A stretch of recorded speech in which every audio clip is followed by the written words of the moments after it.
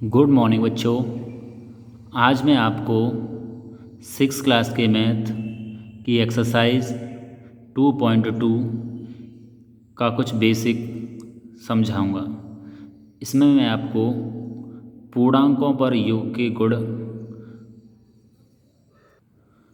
लागू होते हैं या नहीं, ये मैं आपको समझाऊंगा। तो बच्चों, ये दे रखे हैं हमें योग के गुण, प्रॉपर्टीज़ ऑफ एडिशन। तो पहला गुण जो दे रखा है उसे बोलेंगे हम समवर्ग गुण, जिसे हम क्लोजर प्रॉपर्टी बोलते हैं। तो इसमें क्या है, इसमें कह रहा है कि दो पूर्णांकों का योग भी क्या होता है, एक पूर्णांक होता है। अगर हम दो पूर्णांकों का योग करें तो वो एक पूर्णांक निकल के आता है।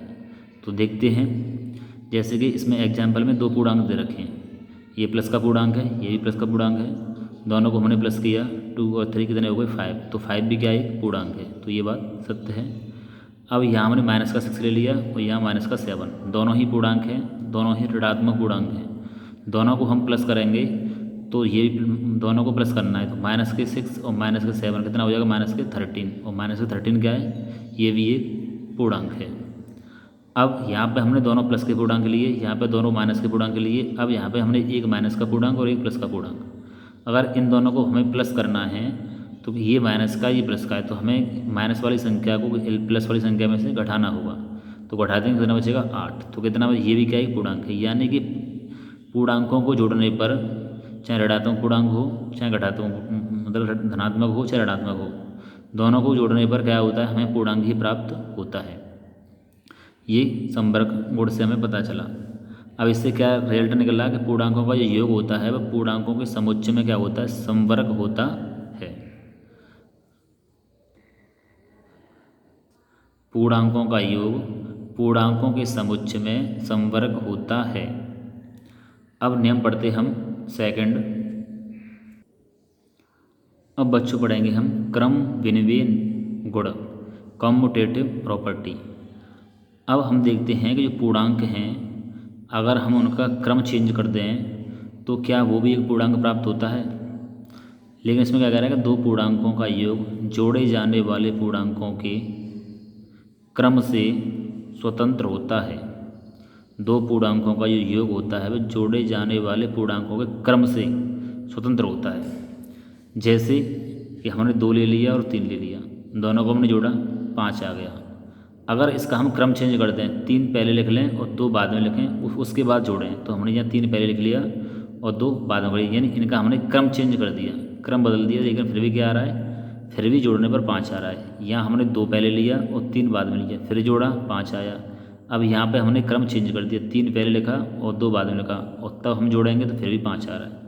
यानी क्रम बदलने पर फिर भी क्या आ रहा है, पूर्णांक प्राप्त हो रहा है। पूर्णांकों का क्रम बदलने पर भी हमें क्या प्राप्त हो रहा है, पूर्णांक ही प्राप्त हो रहा है। अब यहाँ पे हमने माइनस का पूर्णांक लिया, ये प्लस का पूर्णांक, दोनों को हमने प्लस किया, तो कितना, माइनस के 6 में से प्लस के 3 घटाएंगे तो माइनस का ही 3 बचेगा, क्योंकि बड़ी संख्या जो होती है उसका ही चिन्ह आता है। बड़ी संख्या माइनस की, तो माइनस के 3 बचेगा। अब यहाँ पे हम इसका क्रम चेंज कर देंगे, 3 पहले लिखेंगे और माइनस के 6 बाद में लिखेंगे, और फिर हम जोड़ेंगे। तो इस कोष्टक को खोलेंगे तो माइनस और माइनस प्लस क्या हो जाएगा, माइनस, और माइनस के 6 में से 6 में से 3 घटाएंगे तो कितना बचेगा, माइनस के 3।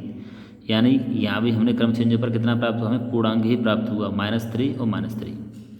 अब यहाँ पे हमने दोनों जो पूर्णांक हैं वो कैसे हैं, ऋणात्मक, माइनस के 13 और माइनस के 16, दोनों को हमने जोड़ा तो कितना हो गया, माइनस के 29।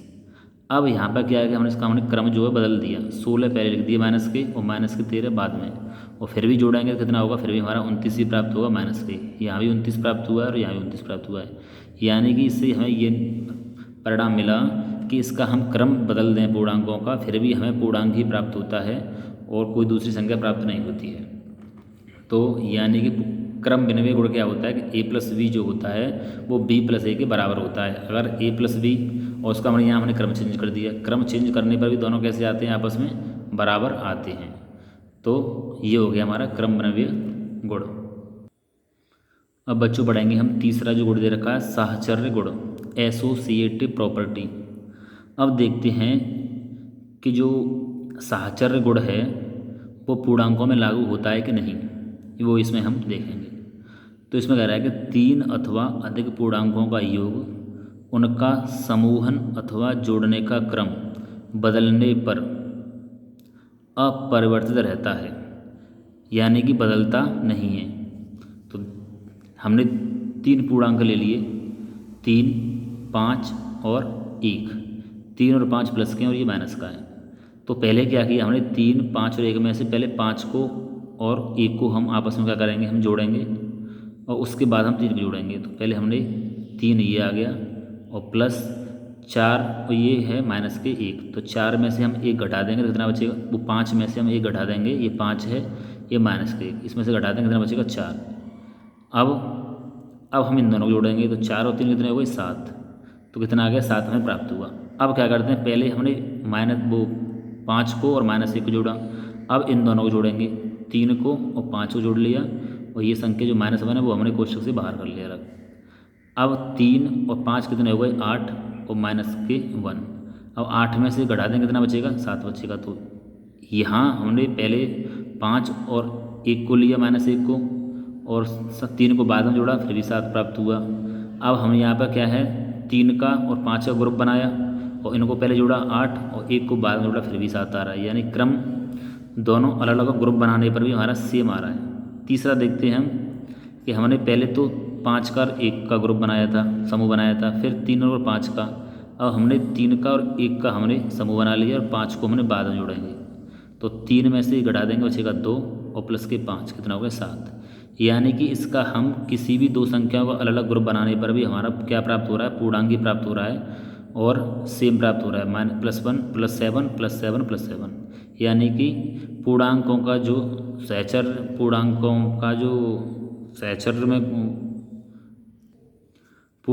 पूर्णांकों पर जो सहचर गुण होता है वो लागू होता है। किस पर, पूर्णांकों पर।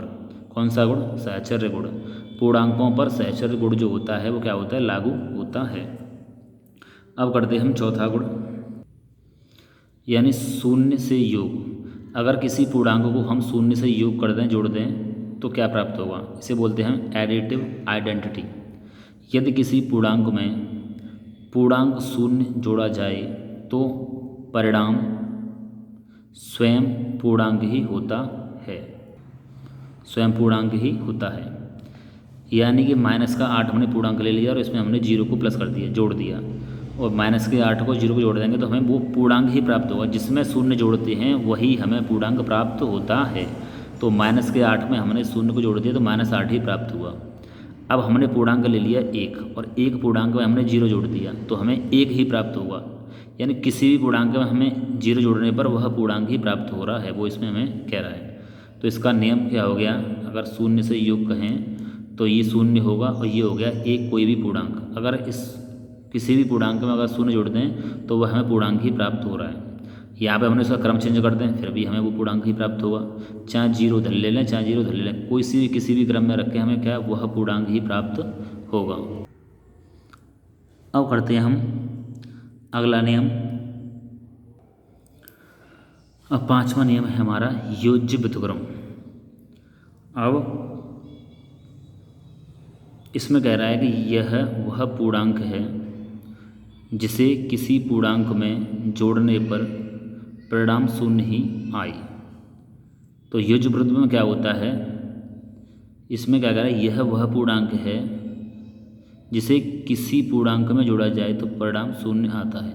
हमने एक पूर्णांक ले लिया प्लस का और वही पूर्णांक ले लिया हमने माइनस में, धनात्मक 9 और ये ऋणात्मक, दोनों को हम प्लस करेंगे तो कितना आएगा 0। यानी कि अगर हम 9 का योज्य व्युत्क्रम पूछें कि 9 का योज्य व्युत्क्रम क्या होता है तो उसका चिन्ह बदल जाएगा -9। यानी ऐसी संख्या होगी जो उसे शून्य कर दे। अगर मैं 9 को ये पूछूं 9 का योज्य व्युत्क्रम क्या होगा तो क्या होगा, उसी पूर्णांक का हम चिन्ह बदल देंगे। तो ये प्लस का दे रखा है तो माइनस का लिख देंगे। तो 9 का योज्य व्युत्क्रम क्या होगा, -9, -6 का योज्य व्युत्क्रम क्या होगा, +6। यानी ऐसा व्युत्क्रम जो उसको शून्य बना दे, उसमें जोड़ दें तो कितना हो, शून्य प्राप्त हो। यानी ये कैसे कब प्राप्त होता है कि उसी पूर्णांक में हम उस पूर्णांक का हम अगर हम चिन्ह बदल दें तो उसका योज्य व्युत्क्रम हमें प्राप्त होता है। तो ये नियम है, यानी कि ये धनात्मक हो गया पूर्णांक और ये ऋणात्मक हो गया, दोनों को जोड़ेंगे तो क्या प्राप्त होगा, शून्य प्राप्त होगा। तो नोट में क्या है, नोट में लिख दिया है कि शून्य का योज्य व्युत्क्रम स्वयं शून्य ही होता है। अगर मैं कोई शून्य का आपसे योज्य व्युत्क्रम पूछे तो शून्य ही होता है, यानी ये अकेला ऐसा पूर्णांक है जिसका योज्य व्युत्क्रम ये स्वयं ही होता है। यानी अगर ये पूछे कि ऐसी कौन सी संख्या है जिसका योज्य व्युत्क्रम संख्या स्वयं होती है, तो वो क्या है, शून्य है। तो बच्चों, आज की वीडियो में हमने जो पूर्णांक हैं उन पर योग के गुणों के बारे में पढ़ा। तो बच्चों, इस वीडियो में जो भी पढ़ाया है उसे आप अपनी नोटबुक में नोट कर लें और उसका रिवीजन करें। ओके बच्चों, धन्यवाद।